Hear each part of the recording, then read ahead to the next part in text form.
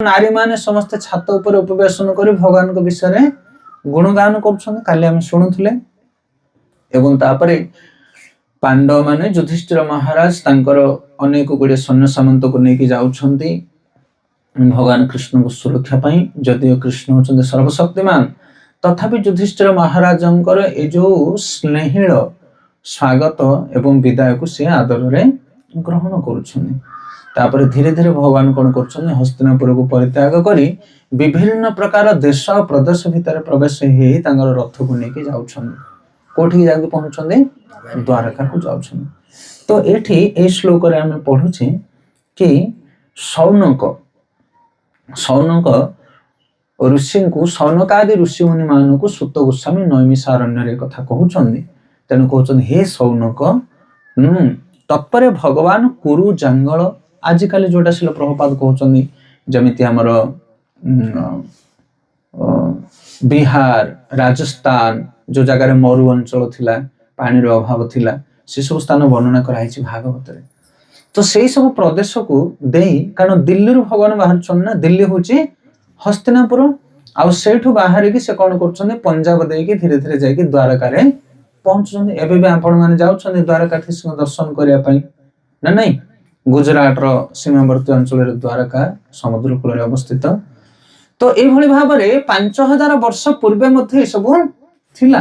भगवान कृष्ण जतले लीला करूथले सेही समय रे मध्ये मरुभूमि थिला सहारा मरुभूमि जो बाट देई कि भगवान जायथिले आउ सेथे वर्णना आसी किछि जल अभाव आ अल्प जल थिबा स्थान मरु अंचल आदि को गति करी करी भगवान से रास्ता देई कि जायथिले। शिल प्रभुपाद कहउचंदी कि आजिकल वैज्ञानिक माने भूतत्व व्यक्ति माने से माने जदियो ए भूमि विषय किछि तर्जमा पर्यालोचना करंती किछि किछि ज्ञान प्राप्त होंती किंतु भागवतम होछि परम सत्य। भागवतम रे जो सत्य दिया जायछि ताकू जणे आदर पूर्वक एवं विश्वासर सहित ग्रहण करबा दरकार। किंतु आजिकल आधुनिक समाज रे वैज्ञानिक माने मध्ये किछि किछि जिंस उद्भावन करूछन्ती किंतु दुखर कथा सेमानकर अल्प ज्ञान हेतु सेमाने किछि किछि जिंस उद्भावन करन्ती आ किछि करि पारंती नाही। जेमिति आपण माने देखिबे एमती भी हुए बेले बेले वैज्ञानिक माने गोटे तथ्य को प्रतिपादन करिवे से तथ्य को समस्त स्वीकार करिवे किंतु आउ किछि दिन गला पर आउ जने वैज्ञानिक बाहरिवे सेही तथ्य को से कोन करिवे नष्ट करे ता ऊपर आउ गोटे नूतन तथ्य आविष्कार करिवे एवं तांको पई मध्ये से आउथरे प्राइज सरप्राइज मिलियो तांको सरकार तरफ माने देखो ये केवल हास्यास्पद कथा कोन बुझ पारले कहा कथा ना सेथा गोटे जिंस ऊपर थरे जण को प्राइज दिया जीवो पुणी सेही कथा को भूल करके तिरस्कार करके आउ थरे आउ जण नूतन तथ्य प्रतिपादित करिवो ताको सेति पई मध्ये सम्मानित करा जिवो। ये हास्यास्पद न सत्य सबले सत्य को कहीं मिथ्या करे जाय परिबो नाही। किंतु भागवतम रे जो सत्य वर्णना करा जायछि ताहा चिरकाल पर्यंत सत्य ताको केही हेले केबे मिथ्या करि परिबे नाही। सेता प्रभुपाद एसेंस रे लिखुछन शेष रे कि ए जो देश सब वर्णना करा जायछि ए देश विषय तर्जमा आलोचना करबा हमर आवश्यक नाही। आमे केवल ए श्लोक रे एति कि बुझिबा कि सेही समय रे मध्ये 5000 वर्ष पूर्वे मध्ये ए भारत भूमि थिला आ एई भली भाव रे मरु अंचल बा जल अभाव अंचल थिला भगवान से स्थान देके जायथिले आ सेही समय रे मध्ये कुरुक्षेत्र महाभारत आदि युद्ध हेइथिला जहाको आमे एबे भी कुरुक्षेत्र बोली कहू। कुरुक्षेत्र को जानती अनेक सब तीर्थ भ्रमणकारी माने सेथा आको अस्वीकार करबा कथा नहे। रामचंद्रଙ୍କ लीला भगवान कृष्णचंद्रଙ୍କ लीला परशुरामଙ୍କ लीला से जो भगवान माने से लीला करछन्ती तांकर एबे भी सब कीर्ति कलाप भारत रे विद्यमान अछि कि नहीं अनेक अनेक स्थान भगवान नरसिंह देवଙ୍କର लीला अहोबिलम आपण जानतु केबे सेठी देखिए भगवान नरसिंह देवଙ୍କର सब कीर्ति कलाप रहिछि। तो प्रभुपाद कहउछन्ती कि जो माने भगवान कर अवतार आ तांकर लीला को अस्वीकार करंती से माने को गंड मूर्ख बोली कहा जाय। बरम विज्ञान रो किछि किछि तथ्य को हम अस्वीकार करि पारु किंतु शास्त्र रो तथ्य को जो माने अस्वीकार करंती से माने होचन्ती एक नंबर मूर्ख तांग पाखरे किछि बुद्धि नाही। तो सेति पई विश्वासर सहित आमे कृष्ण भक्ति को ग्रहण करिया दरकार शास्त्र सिद्धांत को मानि नबा दरकार। थरे शिल प्रभुपादंको जणे ବ୍ୟକ୍ତି ପଚାରିଲେ ବୃନ୍ଦାବନରେ, କହିଲେ ପ୍ରଭୁପାଦ ଆପଣ ସମସ୍ତଙ୍କୁ କହୁଛନ୍ତି ମାଛ ମାଂସ ପିଆଜ ରସୁଣ ଛାଡ଼ି ଦିଅ, ଭଗବାନଙ୍କର ନାମ ଜପ କର, ଭକ୍ତି ଆଚରଣ କର, ସାଧା ସିଧା ଜୀବନ ଅତିବାହିତ କର, ସାତ୍ବିକ ଜୀବନ, ସାଧୁ ଜୀବନ, ଶାସ୍ତ୍ର ସବୁ ସତ୍ୟ, ଯଦି ଆମେ ଶାସ୍ତ୍ରକୁ ନ ମାନିବା ତାହେଲେ ପରବର୍ତ୍ତୀ ସମୟରେ ଆମେ କଷ୍ଟ ପାଇବା, ନର୍କକୁ ଯିବା, ଏସବୁ କଣ ସତ? ହରି ବୋଲ। ପ୍ରଭୁପାଦ କହିଲେ କାହିଁ ତୁମେ କଣ ସତ ଭାବୁନ? ନାଇଁ ମୁଁ ଭାବୁଛି ଯଦି ଏସବୁ ସତ ହେଇନଥିବ, ମିଛ ହେଇଥିବ, ତାହେଲେ ତୁମ ଜୀବନ ସବୁ ବେକାର ହେଇଗଲା। ପ୍ରଭୁପାଦ କହିଲେ କଣ ଆମ ଜୀବନ ବେକାର ହେଇଗଲା? ନା ତମେ ଆଉ କିଛି ଏସ୍ କରିପାରିଲନି ଜୀବନରେ, ଆନନ୍ଦ ପାଇପାରିଲନି ଜୀବନରେ, ଶୁଖିଲା ଜୀବନ ଅତିବାହିତ ହେଲା ତମର। ଆମେ ଦେଖ ଖାଉଛୁ ପିଉଛୁ ମଜା ମସ୍ତି କରୁଛୁ। ଯଦି ନର୍କ ଥିବ, ପାପ ହେଇଥିବ ବୋଲେ ଦୁଃଖ ଭୋଗ କରିବୁ, କିନ୍ତୁ ଯଦି ଶାସ୍ତ୍ର ସବୁ ଭୁଲ ହେଇଥିବ ତାହେଲେ ତମ ଜୀବନ ବେକାର ହେଇଗଲା। ପ୍ରଭୁପାଦ କହିଲେ ନା, ଶାସ୍ତ୍ର ଭୁଲ ହେଲେ ମଧ୍ୟ ଆମ ଜୀବନ ଆମେ ଠିକରେ ବଞ୍ଚୁଛେ। ଯେମିତି ଉଦାହରଣ ସ୍ୱରୂପ ଆଜି ସକାଳେ ଆମେ ପଢୁଥିଲେ ଜପା ସେକ୍ସନରେ, ଭକ୍ତମାନଙ୍କ ଜୀବନ କେତେ ଆନନ୍ଦଦାୟକ। କାଲି ପ୍ରଭୁଜୀ କହୁଥିଲେ ସେଠି ମୁଁ କ୍ଲାସ ଦେଲା ବେଳେ, ଆମେ ଜୀବନଟା ଏକ ମାଛ ମାଂସ ଛାଡ଼ି, ପିଆଜ ରସୁଣ ଛାଡ଼ି ଭଗବାନଙ୍କୁ ପ୍ରସାଦ ଲଗେଇକି ଭୋଗ ଲଗେଇକି ଖାଉଛେ। କଣ ନିରସ ଅଛି ସେଥିରେ? ସ୍ୱାଦ ନାହିଁ। ଆଉ ସାଧାରଣ ଲୋକମାନେ ବାହାରେ ତେଲ ମସଲା ବିଭିନ୍ନ ପ୍ରକାର ନନଭେଜ ଖାଦ୍ୟ ଖାଇକି କେତେ ପ୍ରକାର ବିମାର, କେତେ କଷ୍ଟ, ଜୀବମାନଙ୍କୁ ହତ୍ୟା କରୁଛନ୍ତି, ନୃଶଂସ, ତାଙ୍କ ମନରେ, ତାଙ୍କ ବଚନରେ, ତାଙ୍କ ଶରୀରରେ କେତେ ପ୍ରକାର ହିଂସ୍ରତା ଜାଗ୍ରତ ହଉଛି। ମଦ୍ୟ ମାଂସ ଖାଇକି ଦେଖନ୍ତୁ କେତେ ହଇରାଣ ଲୋକମାନେ ହଉଛନ୍ତି। ପରିବାର ଲୋକ ଯେମିତି ହଇରାଣ, ଗାଁରେ ସେମିତି ହଇରାଣ, ନିଜେ ମଧ୍ୟ ବିଭିନ୍ନ ପ୍ରକାର ବେମାର। ସେମାନେ କଣ ସୁଖରେ ଅଛନ୍ତି? ତେଲ ମସଲା ରାଗ ଚଟପଟି ଜିନିଷ ଖାଇକି ଲୋକ ଖୁସିରେ ଅଛନ୍ତି? ନା ସାଧା ସିଧା ଖାଇକି ଲୋକ ଖୁସିରେ ଅଛନ୍ତି? ସେଥିପାଇଁ ସେ ପ୍ରଭୁପାଦ କହିଲେ ଶାସ୍ତ୍ର ଭୁଲ ହେଇଥିଲେ ମଧ୍ୟ, ଶାସ୍ତ୍ର କଳ୍ପନା ହେଇଥିଲେ ମଧ୍ୟ, ଯୋଉମାନେ ଶାସ୍ତ୍ର ସିଦ୍ଧାନ୍ତ ଅନୁସାରେ ଚାଲୁଛନ୍ତି ସେମାନଙ୍କ ଜୀବନ ପ୍ରକୃତରେ ଆନନ୍ଦମୟ। ଏବେ ବି ଦେଖ, ତମେ ଯାଇକି ଗୋଟେ ଭକ୍ତ ପରିବାରକୁ ଯାଅ ଆଉ ଗୋଟେ ଅଭକ୍ତ ପରିବାରକୁ ଯାଅ, ଯାଇକି ତାଙ୍କ ଘରେ ବସିକି ଦେଖ ପ୍ରକୃତରେ କିଏ ସୁଖରେ ଅଛି। ଅଭକ୍ତ ଯୋଉମାନେ, ସେମାନଙ୍କ ଘର ଦୁର୍ଗନ୍ଧ, ସେମାନଙ୍କର ସାଜସଜା ନାହିଁ ଘରେ। କିନ୍ତୁ ଭକ୍ତ ଯୋଉମାନେ ପରିଷ୍କାର ପରିଚ୍ଛନ୍ନ, ସକାଳ ପାଇଲେ ଧୂପ ଦୀପର ମହକ ତାଙ୍କ ଘରେ ସୁବାସିତ, ତାଙ୍କ ଘର ପରିଷ୍କାର, ବସ୍ତ୍ର ବ୍ୟବହାର ଆଚରଣ କୁଭାଷା ସେମାନେ କହିବେ ନାହିଁ, ଅନ୍ୟକୁ ସବୁବେଳେ ସମ୍ମାନ ଦେବେ, ଶାସ୍ତ୍ରକୁ ମାନୁଛନ୍ତି ସେମାନେ। କିନ୍ତୁ ଯୋଉମାନେ ଶାସ୍ତ୍ର ମାନନ୍ତି ନାହିଁ, ଅସୁର ଭଳି ଜୀବନ ଯାପନ କରିବେ ସେମାନେ। ତମେ କଣ କହୁଛ ଶାସ୍ତ୍ର ନ ମାନିବା ଲୋକ ସୁଖରେ ଅଛି ବୋଲି? ଆଉ ପ୍ରଭୁପାଦ କହିଲେ ଯଦି ଶାସ୍ତ୍ର ଠିକ ହେଇଥିବ, ଯଦି ଶାସ୍ତ୍ରର ସବୁ କଥା ସତ୍ୟ ହେଇଥିବ, ତାହେଲେ ତମର କଣ ହବ? ହରିବ, ଯେତିକି ପାପ କରିଛ ତମର ଅବସ୍ଥା କଣ ହବ? ସେଥିପାଇଁ ସାବଧାନ। ଶାସ୍ତ୍ର ମିଥ୍ୟା ହେଲେ ମଧ୍ୟ ଆମେ ଭଲରେ ଅଛୁ, ଶାସ୍ତ୍ର ସତ୍ୟ ହେଲେ ମଧ୍ୟ ଆମେ ଆହୁରି ଭଲରେ ଅଛୁ। ଆଉ ଯେ ଶାସ୍ତ୍ରକୁ ନ ମାନେ ସିଏ ଏବେ ବି କଦର୍ଯ୍ୟ ଜୀବନ ଯାପନ କରୁଛି, ଆଉ ମୃତ୍ୟୁ ପରେ ମଧ୍ୟ ବହୁ କଦର୍ଯ୍ୟ ଜୀବନ ଯାପନ କରିବ। ସେଥିପାଇଁ ଏଇ ଶ୍ଲୋକର ଏସେନ୍ସ ହଉଛି ସାର। ଶ୍ରୀ ପ୍ରଭୁପାଦ କହୁଛନ୍ତି କି ଆମେ ଶାସ୍ତ୍ରକୁ ସବୁବେଳେ ଗମ୍ଭୀରତା ପୂର୍ବକ ଗ୍ରହଣ କରିବା ଦରକାର, ଆଉ ଶାସ୍ତ୍ର ହଉଛି ପରମ ସତ୍ୟ। ହରେ କୃଷ୍ଣ କୃଷ୍ଣ କୃଷ୍ଣ ହରେ ହରେ, ହରେ ରାମ ରାମ ରାମ ହରେ ହରେ। ତ ଆଜି ଆମେ এই ଶ୍ଲୋକ ଆଜି ପାଠ କଲେ। ଆଜିର ଯୋଉ ଶ୍ଲୋକଟି ଥିଲା, ଆମେ ଭାଗବତମ ବିଷୟରେ ଅଧିକ ନ ପଢି ଆଜି ଆମେ ଟିକେ ହରିନାମ ବିଷୟରେ ଆପଣମାନଙ୍କୁ କହିବା ଏବଂ ବୈଷ୍ଣବ ସଦାଚାର ବିଷୟରେ ଆପଣମାନଙ୍କୁ କିଛି କହିବା। ତ ଆପଣମାନେ ସମସ୍ତେ ଜାଣିଥିବେ କି ଶାସ୍ତ୍ରରେ ଅନେକ ଗୁଡ଼ିଏ କଥା ବର୍ଣ୍ଣନା କରାହେଇଛି ସତ୍ୟ ପ୍ରମାଣ ଭାବରେ, ଅନେକ କଥା। ଆଉ ଶାସ୍ତ୍ରରେ ଏତେ ନିୟମ ମନୁଷ୍ୟ ପାଇଁ ତିଆରି କରାଯାଇଛି ଯେ ଗୋଟେ ମନୁଷ୍ୟ ଗୋଟେ ପାହୁଣ୍ଡ ଘୁଞ୍ଚାକୁ ହେଲେ 10ଟା ଜିନିଷ ଭାବିବାକୁ ପଡିବ।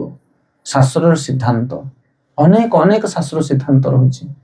କେମିତି ଖାଇବ, କେମିତି ବସିବ, କେମିତି ଶୋଇବ, କେମିତି ଉଠିବ, ସବୁର ନିୟମ ଟିକନିକ ଭାବରେ ରହିଛି। କିନ୍ତୁ ଆମେ ମାନେ କଳି ଯୁଗରେ ଶାସ୍ତ୍ରର ନିୟମକୁ ଧରିକି ଚଳିପାରିବା ନାହିଁ। ସେଇଥିପାଇଁ ଚୈତନ୍ୟ ମହାପ୍ରଭୁ ଆମକୁ କଣ କରିଛନ୍ତି ନା ଶାସ୍ତ୍ର ଭିତରୁ ସାର ବାହାର କରିକି ଆମକୁ ଦେଇଛନ୍ତି ଭକ୍ତି ମାର୍ଗ ଆଉ ହରିନାମ। ଚୈତନ୍ୟ ମହାପ୍ରଭୁ ଯେତେବେଳେ ପ୍ରଚାର କରୁଥିଲେ ସେତେବେଳେ ହରିନାମ କୀର୍ତ୍ତନ କରି କରି ଉର୍ଦ୍ଧ୍ୱ ବାହୁ ହେଇ ଡେଇଁ ଡେଇଁକି ଯାଉଥାନ୍ତି କୀର୍ତ୍ତନ କରି କରି। ଏବଂ ସେଇ ସମୟରେ ତାଙ୍କର ଯୋଉ ସନ୍ନ୍ୟାସୀ ସବୁ ଅନ୍ୟ ସନ୍ନ୍ୟାସୀ ମାନେ ଥିଲେ, କାରଣ ଚୈତନ୍ୟ ମହାପ୍ରଭୁ ଜଣେ ସନ୍ନ୍ୟାସୀ ନା, ସେଥିପାଇଁ ଚୈତନ୍ୟ ମହାପ୍ରଭୁଙ୍କର ଅନ୍ୟ ସନ୍ନ୍ୟାସୀ ଯୋଉ ମାନେ ଥିଲେ, ଯୋଉମାନେ ସେମାନେ କହନ୍ତି ଆରେ ତୁମେ ସନ୍ନ୍ୟାସୀ କେମିତି ନୃତ୍ୟ କଣ ପାଇଁ କରୁଛ? ସନ୍ନ୍ୟାସୀ ମାନେ ଗମ୍ଭୀର ଭାବରେ ବସିକି କଣ କରିବେ? ଶାସ୍ତ୍ର ଅଧ୍ୟୟନ କରିବେ, ज्ञान को ग्रहण करेंगे, ध्यान करेंगे, तपस्या करेंगे। साधु सन्यासी माने एमती दांड बजार रे नाट्य करवा कथा नुहे। किए कहले? अन्य सब सन्यासी माने चैतन्य महाप्रभु कहले मु होची अयोग्य, मो गुरु जानिछन्ति मु अयोग्य, मोर कौनसी योग्यता नाही ज्ञान को ग्रहण करवा, तपस्या करवा, वेद अध्ययन करवा, ए सब गुण मोर नाही। किए कहले? चैतन्य महाप्रभु। सेतै गुरु मोहे अज्ञानी जानी, मो गुरु मते अज्ञानी जानी कि ए सहज पाठटा देछन। को पाठटा? हरि नाम कीर्तन। कहले ए सहज पाठटा मते देछन चैतन्य महाप्रभु, ए मोर गुरु महाराज मते, आ सेति पय मु ए हरि नाम ही करूची। आपण माने सब बड़ बड़ सन्यासी माने ज्ञान वैराग्य तपस्या ग्रहण करिया वाला आपण माने से सब करन, किंतु मोर से सब योग्यता नाही। हरे कृष्ण। तदे महाप्रभु कहवा कथा होची ए कि शास्त्र रे जदि अनेक सिद्धांत रहिजे, किंतु कली जुग रे आमे शास्त्र नियम को पालन करी बंची परिबा नाही। बड़ कठिन, बहुत कठिन एते नियम रहिछि, किंतु ता भितर सबठारो सार नियम होची भगवान कर नाम जप करबा। सतत स्मृतव्यम विष्णु विषत्रव्यम नजा क्वचित सर्वविधि निषधात्म एत एव अर्किंकराः। इस श्लोकर अर्थ होची सतत स्मृतव्यम विष्णु। वेद शास्त्र रे जते प्रकार नियम तैयारी हिचे तार गोटे मात्र लक्ष्य। कोन पय एते नियम? कि आमे सब बेले हरि की स्मरण करबा। सतत स्मृतव्यम विष्णु, एटा हला सबठारो बड़ नियम, मान जोटा ग्रहण करबा दरकार। आ परित्याग करबा जिंस कोन? विस्मृतव्यम नजा क्वचित, केबे हेले कृष्ण को भूलिबा कथा नुह। एटा को छाड़िबो, सेटा को धरिबो, बस। गोटे हला विधि आ गोटे हला निषेध। शास्त्र रे दुईटा जिंस कहैछि, एटा करिवो नाही। भगवान को भोग लगे कि प्रसाद खाइबो, भोग लगे नथिबा जिंस बा नॉन वेज जिंस खाइबो नाही। एटा खाइबो नाही, एटा करिवो, सेटा करिवो नाही। गोटे हला विधि आ गोटे हला निषेध।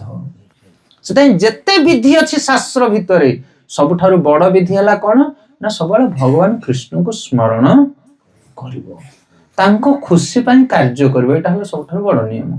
आठा बड़ नियम जगत रे किछि नाही। सेथे आमे नीति प्रतिदिन जहा करूचे आमे सबले कृष्ण को स्मरण करिके करबा, बा कृष्ण कर निर्देश को तांकर प्रीति पई कार्य करबा। आम घर परिवार रे आमे व्यवहार करूचे, जहा कहा सहित कथा वार्ता होचे, आम नीति जीवन रे आमे किछि धंदा करूचे, व्यापार बिजनेस चाकरी बाकरी काम करूचे कि नहीं? प्रतिदिन आमे जहा करूचे आमे कृष्ण को स्मरण करी जदि करबा ताहले हमर भूल हबो नहीं। मु गोटे बहुटे, मोर सासु ससुर प्रति मोर कौन कर्तव्य हवा दरकार, एटा तुम स्मरण करो। भगवान कौन एटा पसंद करिवे? मु जो व्यवहार करछु मो सासु को, मो ससुर को। मु गोटे बापा, मु गोटे पुओ, मो बापा प्रति मु जो व्यवहार करछु एथरे कौन कृष्ण प्रसन्न हेबे? जेते बेले मनुष्य कृष्ण को भूली जाए सेते बेले से पाप करे। जेते जने कृष्ण को भूली जाए सेते बेले से दोष करे। जदि जने कृष्ण को स्मरण करिवो ताहले से केबे हेले दोष करि पारिबो नाही। एटा होची संसार सबठारु बड़ नियम। आ दुनिया नियम को आमे पालन करि परिबा नाही, बस। एटा होची सबठारु श्रेष्ठ नियम। आ जो थरे कृष्ण प्रसन्न नाहंती आमे से कार्य करिबा नाही। अनुकूल्यस्य संकल्प प्रतिकूल्यस्य वर्जनम। रूप गोस्वामी कहले जोटा कृष्ण भक्ति पई अनुकूल सेटा आमे करिबा, जोटा प्रतिकूल सेटा को आमे त्याग करिबा। बेले बेले अनेक सब भक्त माने पचारनी, प्रभु जी आमे अलगा जागा को जाउचु, कुनिया मैत्र घर को जाउचु, सेठी तो प्रसाद हमको मिलुनी, ताहले आमे सेठी कोन खाइ परिबु कि नाही? त आमिष माछ मांस गदा गदा करछन भोजी भात रे, कोन करिवो? जीवना नाही, परिवार संपर्क रहछि। जाओ स्थान काल पात्र अनुसार आमे देखिबा एठी कोन केमिति करि के आमे बंची परिबा। फलमूल टिके आनिमो, ताको धोई धाई के काटी के गोटे प्लेट रे रखियो, भगवान को प्रणाम टिके करिके फल टिके सेवन करियो, सेतिके किछि असुविधा नै, भगवान स्वीकार करनी। सेताय कोठी जदि किछि अव्यवस्था रहछि संसार भितरे जोठी आमे आम घर भली करि परने, सेठी भगवान को गुहारी करबा, प्रभु मोर ए भली अवस्था, एठी जेतिके संभव होचे मु से भली आपनकर सेवा करिवि, आपनको प्रसन्न करिया पय मु चेष्टा करिवि। गोटे छोटिया कथा कहि हम कथा विराम दबा। तो थरे वृंदावन रे जने साधु रहुथिले। ଆଉ ସେ ସାଧୁ ପ୍ରବଚନ ଶୁଣିବାକୁ ମଧ୍ୟ ଯାଆନ୍ତି। ଗୋଟେ ଜାଗାରେ ସେ ପ୍ରବଚନ ଶୁଣିବାକୁ ଯାଇକି ଦେଖିଲେ କି ଜଣେ ମହାତ୍ମା ଜଣେ ବୈଷ୍ଣବ ପ୍ରବଚନ କରୁଛନ୍ତି। ସେ କହିଲେ ଭଗବାନ ହଉଛନ୍ତି ଭାବଗ୍ରାହୀ। ଭଗବାନ ହଉଛନ୍ତି ଭାବଗ୍ରାହୀ। ଯଦି ଆମେ ସବୁ ସମୟରେ ସମାନ ଭାବରେ ଭଗବାନଙ୍କ ସେବା କରିପାରୁନେ, ତଥାପି ଯେକୌଣସି ଅସୁବିଧା ସ୍ଥାନରେ ଥିଲେ ମଧ୍ୟ ଆମେ ଯଦି ଭଗବାନଙ୍କୁ ହୃଦୟରେ ସ୍ମରଣ କରିବା ତାହେଲେ ଭଗବାନ ତାକୁ ସ୍ୱୀକାର କରନ୍ତି। ଉଦାହରଣ ସ୍ୱରୂପ ଆମେ ବେଳେ ବେଳେ ପ୍ରବଚନ କରିବା ପାଇଁ ଗଲେ ଗୋଟେ ସ୍ଥାନରେ କଣ କରିବେ ନା, ଏମିତି କେବଳ ବ୍ୟାସାସନ ଥିବ, କଥା ପ୍ରବଚନ କରିବୁ। ପ୍ରବଚନ ସରିଲା ପରେ ସେମାନେ ମିଠା କି ଖଜା କି କଣ ହେଲେ ଆଣିକି ଦେବେ, ଆଜ୍ଞା ଏଇଟା ବାଣ୍ଟି ଦିଅନ୍ତୁ। ନା ସେଠି ଭଗବାନଙ୍କର ବିଗ୍ରହ ଥିବେ, ନା ତୁଳସୀ ଥିବ, ନା ଆଚମନ ପାତ୍ରେ ଥିବ, ନା ଘଣ୍ଟି ଥିବ। ହରିବୋଲ। ପ୍ରବଚନ ହଉଥିବ ଖୋଲା ଜାଗାରେ, ସେ ଆଣିକି ଗୋଟେ ପ୍ଲେଟ ଦେବେ, ସେଠି କଣ କରାଯିବ? ଆମେ ସେ ଜାଗାରେ କଣ କରୁ? ମାଗୁ, ଯଦି ତୁଳସୀ ପତ୍ର ଟିକେ ମିଳିଗଲା ଭଲ, ନହେଲେ ଫୁଲ କି ପତ୍ର ଯାହା ମିଳିଲା ସେଥିରେ ଟିକେ ପକଉ, ଆଉ ଆଖି ବନ୍ଦ କରିକି 5 ମିନିଟ୍ ଭଗବାନଙ୍କୁ ସ୍ମରଣ କରୁ। ହେ ପ୍ରଭୁ ଦନାର୍ଦନ, ଆପଣ ଏଇ ଭୋଗକୁ ସ୍ୱୀକାର କରନ୍ତୁ, ତା ଫଳରେ ଅନ୍ୟମାନେ ଆପଣଙ୍କର ଉଚ୍ଚିଷ୍ଟ ପ୍ରସାଦକୁ ସେବନ କରିବେ, ଯୋଉଠି ଯେତିକି ସମ୍ଭବ ହଉଛି। ତ ସେଇଭଳି ଭାବରେ ସେ ପ୍ରବଚକ କହିଲେ ଯଦି ତୁମ ପାଖରେ ଭଗବାନଙ୍କର ବିଗ୍ରହ ନାହାନ୍ତି, ଯଦି ଫୁଲମାଳ ନାହିଁ, ଯଦି ତୁମେ ଭଗବାନଙ୍କୁ ଦେଲା ଭଳି କିଛି ସାମର୍ଥ୍ୟ ନାହିଁ, ତଥାପି ଆଖିକୁ ବନ୍ଦ କରି ଗୋଟିଏ ଜାଗାରେ ସ୍ମରଣ କରିବ ଭଗବାନଙ୍କୁ। ମାନସିକ ପୂଜା ତାକୁ କୁହାଯାଏ। ମନରେ ଭଗବାନଙ୍କର ବିଗ୍ରହକୁ ସ୍ଥାପନା କରିବ, ମନରେ ଭଗବାନଙ୍କୁ ଭୋଗ ଲଗାଇବ, ଆରତି କରିବ, ଦୀପଧୂପ ପ୍ରଦାନ କରିବ, ତାହେଲେ ମଧ୍ୟ ଭଗବାନ ତାକୁ ସ୍ୱୀକାର କରିବେ। ଇଏ ଯୋଉ ବୃନ୍ଦାବନର ସାଧୁ ଶୁଣୁଥିଲେ କହିଲେ ବଢିଆ ହେଲା, ଏଥର ମୁଁ ତ ସବୁବେଳେ ବିଗ୍ରହ ପୂଜା କରିପାରୁନି, କେତେବେଳେ କୋଉଠି ଅସୁବିଧା ହଉଛି, ଏଥର ଆଜିଠାରୁ ଭଗବାନଙ୍କୁ ଅସୁବିଧା ହେଲେ କଣ କରିବି? ମାନସିକ ସେବା କରିବି। ତ ଦିନକର ଘଟଣା ଏଇଭଳି ଭାବରେ ସେ ସକାଳୁ ସବୁବେଳେ ଯମୁନାରେ ସ୍ନାନ କରି ବସି ଯାଆନ୍ତି ଯମୁନା କୂଳରେ, ବାଲି ଉପରେ, ଆଖିକି ବନ୍ଦ କରିକି ମାନସିକ ପୂଜା ସେ କରନ୍ତି। ଭଗବାନ ଶ୍ୟାମ ସୁନ୍ଦରଙ୍କ ସୁନ୍ଦର ବିଗ୍ରହକୁ ସ୍ଥାପନା କରନ୍ତି, ଫୁଲମାଳ ଆଣିକି ପକେଇ ଦିଅନ୍ତି, ଗନ୍ଧ ଚନ୍ଦନ ଧୂପ ଦୀପରେ ଭଗବାନଙ୍କୁ ସଜେଇ ଦିଅନ୍ତି, ସୁନ୍ଦର ସୁନ୍ଦର ଆରିସା କାକରା ପିଠା କ୍ଷୀରି ଭୋଗ କରିକି ଭଗବାନଙ୍କୁ ଭୋଗ ଲଗାନ୍ତି, ଗାୟତ୍ରୀ କରନ୍ତି, ଧ୍ୟାନ କରନ୍ତି, ଭଗବାନଙ୍କର ଅର୍ଚ୍ଚନା କରନ୍ତି, ଭଗବାନଙ୍କର ନୃତ୍ୟ କରନ୍ତି, ଆଉ ଯେତେ ଭକ୍ତ ମାନେ ଆସିଥିବେ ସମସ୍ତଙ୍କୁ ପ୍ରସାଦ ବିତରଣ କରନ୍ତି। କେମିତି? ମନରେ। ନା ବିଗ୍ରହ ଥାଏ, ନା ଫୁଲମାଳ ଥାଏ, ନା ଚୁଆ ଚନ୍ଦନ ଥାଏ, ନା ଭୋଗ ଥାଏ, ନା ଭକ୍ତ ଥାନ୍ତି। ଏକୁଟିଆ ଯମୁନାରେ ବସିକି କୂଳରେ ବସିକି ଏମିତି କରନ୍ତି। ଦିନ ପରେ ଦିନ ଅତିବାହିତ ହେଇ ଚାଲିଲା। ଦିନକର ଘଟଣା, ସାଧୁ ଟିକେ ଉଠିବାରେ ବିଳମ୍ବ ହେଇଛି କଣ, ସେଇଥିପାଇଁ ସେ ତରବର ହେଇକି ଯମୁନାରେ ଗାଧେଇକି ପଳେଇ ଆସିଲେ। ଆଉ ସାଙ୍ଗେ ସାଙ୍ଗେ ଆଖି ବନ୍ଦ କରିକି ବସି ପକେଇଲେ, ବିଗ୍ରହଙ୍କୁ ବସେଇ ଦେଲେ, ଧୂପ ଦୀପ ଦେଇଦେଲେ, କହିଲେ କଣ ଭୋଗ ଲଗେଇବି, ଆଜି ଆଉ ଆଇଟମ ବନେଇବାକୁ ସମୟ ନାହିଁ। ସାଙ୍ଗେ ସାଙ୍ଗେ ଯାଇକି ମାଗି ଆଣିଲେ କାଠୁ ଚାଉଳ ଟିକେ, କ୍ଷୀର ଟିକେ ଆଣିକି ସାଙ୍ଗେ ସାଙ୍ଗେ କଣ କଲେ, ଗୋଟେ କ୍ଷୀରି ପାଗ ତିଆରି କରିଦେଲେ। ଗରମ ଗରମ କ୍ଷୀରି, ଗୋଟେ ବଡ ଥାଳି ରଖିକି କ୍ଷୀରିକି ଢାଳି ଦେଲେ। ହରିବୋଲ। କ୍ଷୀରିରୁ ଖାଲି ଗରମ ଗରମ ବାମ୍ଫ ଯାଉଛି। କହିଲେ ଆହା, ଏତେ ଜୋର ଗରମ କ୍ଷୀରି, ଗୋବିନ୍ଦ ଖାଇପାରିବେ ନା, ତାଙ୍କର ପାଟି ପୋଡିଯିବ, ନହେଲେ ଟିକେ ଟେଷ୍ଟ କରିବା କେତିକି ଗରମ ଅଛି କହିକି ହାତଟାକୁ କ୍ଷୀରି ଥାଳିରେ ଯେମିତି ଲଗେଇଦେଲେ, ହାତ ପୋଡିଗଲା। ହରିବୋଲ। ଜଳିଗଲା କହିକି ହାତଟାକୁ ଝାଡି ଦେଲେ। ଆଉ ତାଙ୍କର ଯୋଉ ଧ୍ୟାନ ଥିଲା, ଯୋଉ ଆଖି ବନ୍ଦ କରି ବସିଥିଲେ, ଆଖି ଖୋଲିଗଲା, ଆଉ ଆଙ୍ଗୁଠିଟା ପୋଡି ଯାଇଛି ଖୋଲି। ହରିବୋଲ। ନା ବିଗ୍ରହ ଅଛନ୍ତି, ନା ଥାଳି ଅଛି, ନା କ୍ଷୀରି ଅଛି, କିନ୍ତୁ ଆଙ୍ଗୁଠି ଜଳି ଯାଇଛି। ଏମିତି କଣ ପାଇଁ ହେଲା? କାରଣ ଭଗବାନ ତାଙ୍କୁ ଏଟା ପ୍ରମାଣ ଦେଲେ କି ତୁମେ ଯୋଉ ସେବା କରୁଛ ସବୁଦିନ ଆଖି ବନ୍ଦ କରିକି ମନରେ, ସେଟାକୁ ମୁଁ ସ୍ୱୀକାର କରୁଛି, ସେ ମିଥ୍ୟା ନୁହଁ, ସତ୍ୟ। କଣ ବୁଝିପାରୁଛ କି ନାଇଁ? ସେଥିପାଇଁ ଭଗବାନ ପ୍ରତ୍ୟେକ ଜାଗାରେ ପ୍ରତ୍ୟେକ ସମୟରେ ଉପସ୍ଥିତ ଅଛନ୍ତି। ତୁମ ମନରେ ଯଦି ତୁମେ ଭଗବାନଙ୍କୁ ଚିନ୍ତା କରୁଛ, ତାହେଲେ ଭଗବାନ ସବୁଠି ଅଛନ୍ତି। ଏଇଟା ହଉଛି ପ୍ରମାଣ। ତ ବୈଷ୍ଣବ ସିଦ୍ଧାନ୍ତ ହେଲା ଏହା କି କୌଣସି ଜାଗା, କୌଣସି ସ୍ଥାନ, କୌଣସି ବ୍ୟକ୍ତି ପ୍ରତିକୂଳ ନୁହଁ ଭଗବାନଙ୍କ ଭଜନ କରିବା ପାଇଁ। ସକାଳୁ ଭାବି ନିଅନ୍ତୁ ଆପଣ ମଙ୍ଗଳ ଆରତି ଆଟେଣ୍ଡ କରିପାରୁନାହାନ୍ତି, ଘରେ ରୋଷେଇ କାମ ଲାଗିଛି, କାହାକୁ କୁଆଡେ ଡ୍ୟୁଟି ଲାଗିଛି, କିଏ ବିଲକୁ ହଳ ବୁଲିବାକୁ ପଳେଇଛି, କାହାର କାମ କଣ, କିଏ କୁଣିଆ ଘର ପଳେଇଛି, ତ ସକାଳୁ ସକାଳୁ ଆପଣ ମାନେ କଣ କରିବେ ନା ମଙ୍ଗଳ ଆରତି ଗାଇବେ। ଯୋଉଠି ଥିବେ, ଟ୍ରେନ ଉପରେ ଥାନ୍ତୁ, ପ୍ଲେନରେ ଥାନ୍ତୁ, ବିଲରେ ଥାନ୍ତୁ, କଣ ବୁଝିପାରିଲେ କି ନାଇଁ? ଆପଣ ମଙ୍ଗଳ ଆରତି ପାଟିରେ ଗାଇବେ ମାନେ ଆପଣଙ୍କୁ ଲାଗିବ ଯେମିତି ଆମେ କୁଶପଲ୍ଲୀ ସେଣ୍ଟରରେ ଅଛୁ। ଆରେ ଲାଗିବ କି ନାଇଁ? ମଙ୍ଗଳ ଆରତି ଗାଇବେ, ନରସିଂହ ଆରତି ଗାଇବେ, ତୁଳସୀ ଆରତି ଗାଇବେ, ଶିକ୍ଷାଷ୍ଟକମ ଗାଇବେ, ବାସ୍ ଗାଇ ଚାଲିବେ। ଯାହା କରୁଛନ୍ତି କରନ୍ତୁ, ପାଟିଟା କଣ କାମ କରୁଛି କି? ନାଇଁ ନା। ତ ଗାଇବେ ଆଉ ସ୍ମରଣ କରିବେ କେମିତି ଭଗବାନଙ୍କୁ ଧୂପ ଦୀପ ଇତ୍ୟାଦି ସବୁ ସମର୍ପଣ କରାହଉଛି। ଏଭଳି ଭାବରେ ମାନସିକରେ ଆମେ ଭଗବାନଙ୍କର ପୂଜା ମଧ୍ୟ କରିପାରିବା। ଆଜି ଅଶୌଚ ହେଇଯାଇଛି ଘରେ, ଅଶୌଚ ଅବସ୍ଥାରେ ତ ଆପଣ ମାନେ ସେବା କରିପାରିବେ ନାହିଁ, ତ ସେଇ ସମୟରେ ମଧ୍ୟ ଆପଣ ମାନେ ଜପ କଲା ଭଳି ଗୋଟେ ଜାଗାରେ ବସିକି ଭଗବାନଙ୍କୁ ସ୍ମରଣ କରିପାରିବେ। ଏଭଳି ଭାବରେ ସବୁ ବିଧାନ ରହିଛି। କିନ୍ତୁ ଏମିତି ନୁହଁ ଯେ ସବୁ ସୁବିଧା ଥାଇକି ମଧ୍ୟ କିଏ ସକାଳୁ ଥଣ୍ଡା ପାଣିରେ ଗାଧଉଛି, ପ୍ରଭୁ ତ କହିଛନ୍ତି ଆଖି ବନ୍ଦ କରି ବସିକି ଭାବିଦେଲେ ଗଲା। ତ କମଳ ଘୋଡି ଘାଡି ହେଇକି ହରିବଲ ସେଇ ବେଡରେ ବସିକି ଆଖି ବନ୍ଦ କରିକି ଭାବିବା, ଲଡୁ ବନେଇଲି, ରସଗୋଲା ବନେଇଲି, ସେ ବନଉ ନିଦ ହେଇଯାଉଥିବ ତା ଭିତରେ। ସେମିତି ହବନି, ବୁଝିପାରୁଛ ନା ନାଇଁ? ଅକାଳେ ନିୟମ ନାସ୍ତି, କାଳେ ନୁହଁ। ଅନ୍ୟଥା ଆମେ ସବୁବେଳେ ଚେଷ୍ଟା କରିବା ଏଠି ଆସି ପହଞ୍ଚିବା।